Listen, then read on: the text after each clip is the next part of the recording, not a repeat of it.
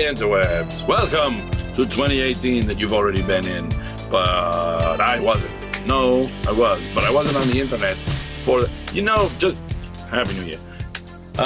Let's review some comical books here on the F3G2 Famous Faces and Funnies Gonna Geek comical book review. We shall start with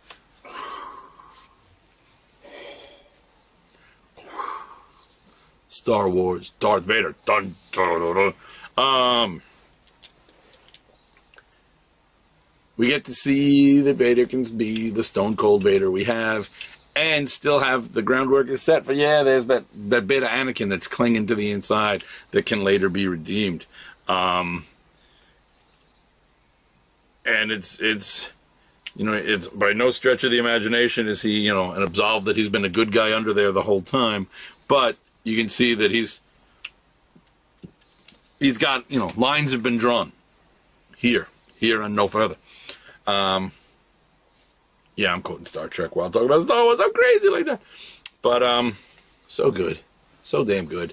It's Charles Soule, and Charles Soule is one of my favorites. And, Giuseppe Camuncoli on the pencils. Daniele Orlandini on inks. And David Curiel on colors. It's beautiful. It's so good. It reads like Vader. It feels like Vader. And you get to see Vader interact with clone troopers. I wonder if through this book we'll go far enough that when they run out of clone troopers and start using stormtroopers, if we get to see that transition. Annual X-Men Gold #1, or X-Men Gold Annual #1, as normal people would say it, but that's not how they put it on the cover. It's an Excalibur reunion, sadly. Widget only shows up to be in the O of 30th anniversary, but he's there, so we get that. Brian and Megan have had their baby, and their baby is born smarter than both of them, which Megan has a little bit of a hard time with. And then, of course, since Phoenix is a hot issue, the alien shows up looking for revenge on Phoenix, and the only Phoenix around at the moment is Rachel. So shit ensues, and a baby is smarter than the entire team, even while managing to still be the innocent, naive baby that it is. Best of both worlds. One of my favorite books coming out at the moment is Mech Cadet U, #5 by Greg Pak. I had trouble saying Greg. You think I'm going to be able to say Takeshi Miyazawa? Oh, I guess that wasn't so hard. But Greg is still tricky for me. And Triona Farrell. So good. It's like in these modern thing, I would almost say, it's got that school feel, so, like lowercase Hogwarts, capital Pacific Rim, but really it's got more of that classic feel, like like Voltron, but like the one with like a million vehicles that turn into the space Voltron, not the Lions Voltron, or better yet, it feels like old like old Gundam and old even going back to like Captain Harlock level, it's just a nod to every one of those mech suit fight, but it's so good. So good. Phoenix, this cover lies. First off, that costume leaves very little to the imagination. Second off, this cover is a huge lie because they dig up Jean Grey's grave and nobody's in there. Jean Grey's grave. Say that 10 times fast. That 10 times fast. Hey, it was easy. There's nobody in that grave. There's nobody there. And where is this weird town that Jeannie's in that has like its own version of everybody, including at you're like, oh, she's at Logan Tire and Auto, so we're gonna bump into Wolverine. It's Patch. It's Patch Wolverine. Where the hell is she? I don't know. But Patch Wolverine. Titans, Justice League are douchebags. We knew that. They come in and scold the not even kids, scold the younger adults. And the younger adults, mostly Dick, kind of cave to that and sort of allow it to happen. It's interesting to me that they would come down this hard on the real Titans, while Batman and Superman have just built a headquarters for just Damian and John to play in, and also have encouraged Damian's participation in the Teen Titans. But, you know, what are you going to do? Superheroes, they're inconsistent. Action Comics. Dan Jurgens continuing to write Superman and Booster Gold. The slight, very slight, revisionist tweaking of from the original Booster origin to the Rebirth, no, the New 52 Booster origin to the Rebirth Booster origin. Booster's very much the same. It's just the time frame is off. I kind of miss the fact that Superman, once upon a time, knew that Booster was not the douche nozzle he pretends to be. Also, with the reset, this Booster still isn't 100% certain he's not a douche nozzle. Detective Comics. They're breaking my heart like I told you they would in the beginning. Bad things are happening to my Clayface. Clayface that they turned into such a... What's the term that my wife and a million people on the interwebs use? He was my sweet little cinnamon roll. And they've done these things to him. Avengers No Surrender. I'm very, very happy with it. It's so good. But at the same time, I have one flaw, and that is a character they brought back in another book who's not in this as yet. Sentry. I hated Sentry and their whole, oh, we all forgot you, but you've been a hero this whole time nonsense. Now they've got Voyager, which one? I had a character named Voyager. Sure, my Voyager was basically a ripoff of the Martian Manhunter, but I had it, and it was mine. And two, they're doing the beyond that. Voyager was, you know, was an Avenger from the beginning, and I don't like when they insert things like that. Isn't that Blue Marvel all over again? No, Blue Marvel I loved, and Blue Marvel had a different origin, you know. But Blue Marvel, oh, that was so good. And I'm sure I'll like this down the line. I mean, you got Mark Waid, yay. Al Ewing, yay. Jim Zub, aight. So, so yay, and aight leads to, overall, it's more yay than aight. So it's going to be really good. I'm sure I'll like it down there. I hate when they do that. Is it the kind of, you know, hate when I'm going to go pout about it on the internet and threaten to not read the book? No, I'm going to read it. I'll probably end up liking it down the line. And even better, I mean, I liked this issue. You know, she only really shows up at the end. So I liked, you know, the setup here. Earth goes missing. Our heroes are on it. Some of our heroes and some of our villains end up frozen. And everybody that's left kind of puts out an Avengers all call on, what we can do. And then she shows up, and half the Avengers are like, oh my God, look at you. I knew you'd come back. You always said that if we ever needed you, you'd come back. And she's like, well, what do you say? Once an Avenger? And I'm like, yeah, but you were nonce an Avenger. But, you know, everything about this is good enough that even though it's using a trope that I'm not fond of, I'm willing to, you know, sometimes they take those tropes and they do, oh, that's how that was supposed to be done all those times. I'm in. And I'm hoping this will be one of those times. Mighty Crusaders. This book is fun. This is it's only up to number 2, but it's I mean, I've loved all their attempts at revamp, and they haven't thrown anything out. That's what's been great. Each of the new takes on the Crusaders and the individual characters that they've done is acknowledged here, and it's just going forth from there. They didn't have to revamp it, reimagine it, undo it, you know, rebirth it, retcon it, or anything else with an R. They just wrote it, which sounds like an R, but starts with a W. Hal Jordan and the Green Lanterns, basically, Green Lantern Corps, number 36. Basically, this issue is a love letter and reach out and pat yourself on the back story for the 4 Earth Green Lanterns. Which on the grand scheme of things, should be like, oh, what? That, you know, there's a whole core that goes back for generations of all these aliens, but these 4 humans seems a little contrived that 4 humans would end up A, at the same time, and B, all Green Lanterns, and be like the best 4 that they have. But we already know that they are. And, or at least amongst them. And, you know, this breaks down really nicely each one's function and each one's, like, actual function and each one's self-perceived function. Did they forget Baz again? Did they forget about Baz again? No, I'm talking like the 4 core. He's an Earth Green Lantern. He's not with the core. They've been assigned so permanently. Yeah, out. Yeah, they're okay. you know they're part of the Green Lantern, but they're you know that's they're like rookie lanterns that work with the League, and you know so this is our core 4.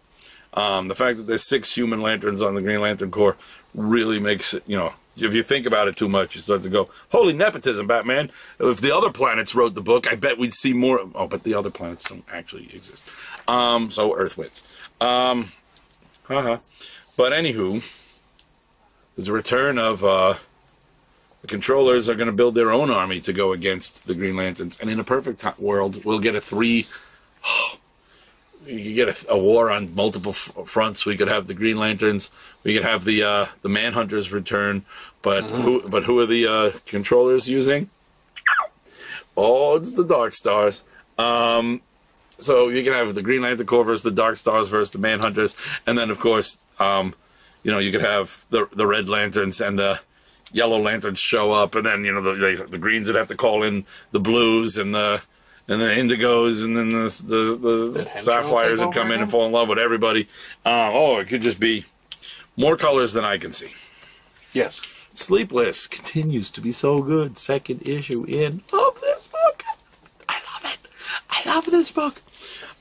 This is a book that when the first one came out, I had forgotten I'd ordered it, so I had to rush in to make sure that they had me down for number 2 because I was ordering number 3 in previews. But I was like, what the hell is this? And then I read it, I was like, oh my god, this is great.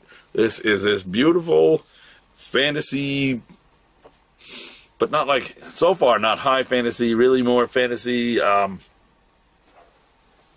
like, almost historical period piece, except it's not our history or periods. So, more like Witcher. This is Sarah Vaughan is writing, and Leila Del Duca is art. Alyssa Sala editor and colors. Darren Bennett on letters. Gabe Fisher on color flats.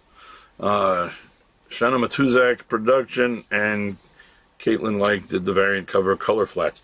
Why am I naming everybody? Because this book is so good, everybody deserves to be named, and probably by someone who does a better job of pronouncing things. But I know whichever way I go in my head, the other way sounds better when I pronounce Leila Del Duca's last name. I'm like, Del Duca sounds like it should be Del Duca. Del Duca sounds like it should be Del Duca. I don't know. Let's go with Del Duca. I like Del Duca, but it sounds more Italiano. Anywho, we have our illegitimate princess and her sleepless night. They haven't gotten fully into how the sleepless work, but they don't sleep. They got dark circles under their eyes. He hasn't slept in 3 years. I'm not talking, and I'm sure there's some kind of thing that, you know, it's not just like he's fighting to stay awake for 3 years. I'm sure there's some kind of mystic ritual to it. And apparently we find out in this issue that some people, the longer they go, they kind of start to see things and hear things and have a little oddness happen. But they're sleepless because they're just up and around all the time. You are constantly under their guard. But it's all sorts of political drama. Imagine,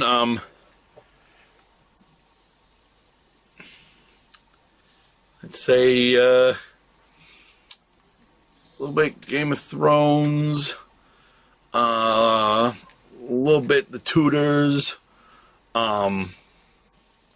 little bit, what was the one about the papacy? The Borgias. The Borgias. Just kind of all, and so good. It's all of those things, but so far without without the gratuitous, let's have all that dialogue be done in front of naked people. So far, They're like, we can write one of these, and everyone can keep their clothes on. And it's like, oh. Damn.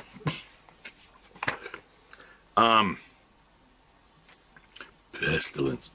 Final issue of book 1 involving the papal conspiracy to cover up how their part in spreading the zombie virus, which they blamed, they called the Black Plague after it's solved by some of our papal knights, who are then set to be assassinated because the Vatican doesn't want anyone alive who knows that they're involved in how this started. This was so good and so much fun. As much fun as a zombie apocalypse Black Plague can be. The Damned. Cullen Bunn, The Damned, Cullen Bunn and Brian Hurt with Bill Crabtree. This is totally different genre and feel, but at the same time, this is the balm my soul was, the soothing balm my soul needed to replace the gaping hole left by the end of The Sixth Gun. This guy, it's like the mafia with demons. The demons run like mafia-esque families, and this guy had been cursed as a child because his dad was, like, involved in all this. But his curse is that he can't die. He doesn't stay dead. But when he dies, his soul goes to hell-ish. But he's only dead until someone else touches him. Once someone touches him, they die, and he comes back. In this, he's trying to save the soul of his mother, and his brother is helping him, somewhat reluctantly. Not for the mother saving part, just reluctant to help him. And it's complicated. Barbarella, number 2. This book continues to... I ordered it just because, Barbarella. But this book continues to surprise... It's so good. It's got that, as I said, it's like straight up like you're reading something in... Just got off to such a messed up start. In, what do you call it? In, heavy metal, or any of those, European comics. And, Barbarella's on the run, and by the end of this, not looking so great. Ends up with a rebellion against pretty much everything in this particular neck of the galaxy. And she ends up with this great little thing. It's called, and I don't remember what. That's what I'm trying to find. They give it to her. She's supposed to eat it or sacrifice it. Is actually what it's for. And it's a Vix on the house. A small animal and a big knife. And the other girl's like, it's a Vix, a local variant on the fox. It's meant for sacrifice. And the Vix is like, for sacrifice. And she's like, it spoke. They have limited powers of speech, like parrots or minor birds, but they're probably not sentient. Not sentient, probably. And then it just starts drinking her water. And then throughout the thing, it's just repeating things like, everybody's talking. And given the importance of her mission, I decided to help. Help! Sir, we have problems. There's an ecclesiastical gunship on our tail. And they're moving on into stray fuss. I love this thing.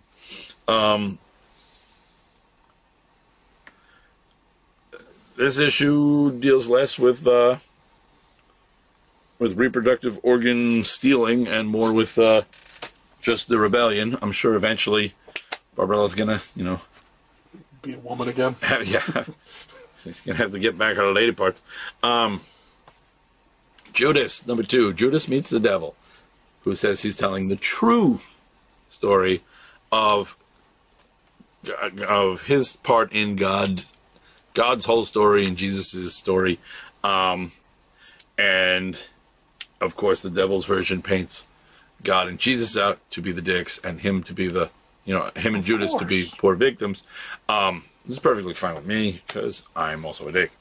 But this is really good, and in many ways does make you think, especially at the end, where the two of them are in hell, and the devil's explaining, today you'll be with me in paradise. I don't think Jesus knows how the rules work. If you want to play Messiah, take on all the sins of man. If you really want to pay that price, you have to pay the price. And Judas is like, what have you done? And then this lightning bolt strikes and hits part of hell. And the devil's like, I don't think Jesus ever knew this part of the plan. He's not going to paradise today. No, for the first time, he's going to know how it feels, how it really feels to be human. Jesus has gone to hell because he took on all the sins, and it's not done like, I mean, I suppose it can't help but be irreverent, but it's not done in like an irreverent. It's really just an analytic, he took on all of the sins. If the sins cast you down, this guy literally has the sin of all mankind. Past, present, and future, because he died for all our sins. So that, boom, he's currently in hell, and they're going to take it from there. Grass Kings, we get a possible origin to the... no, not origin, but a possible... Grass Kings number... blah, blah, blah, blah, blah, blah, 11. This one goes to 11. You get a possible explanation as to the mysterious murder that everybody's been investigating that is literally the spark that's going to blow up the powder keg that is the Grass Kingdom. And it's complicated. Of course, it's a tale of love, betrayal, possible stupidity, murder that looked like a suicide to someone who was either the murderer or just, too stupid to realize these things. And that's it. Everybody should run to their local comic shop and buy a Blue Beetle and Booster Gold pop, 2-set, and possibly the metallic one if you can still find it. I did. And if you want to be like me, because I drop hangers on myself while filming the end of a comic review show. See ya.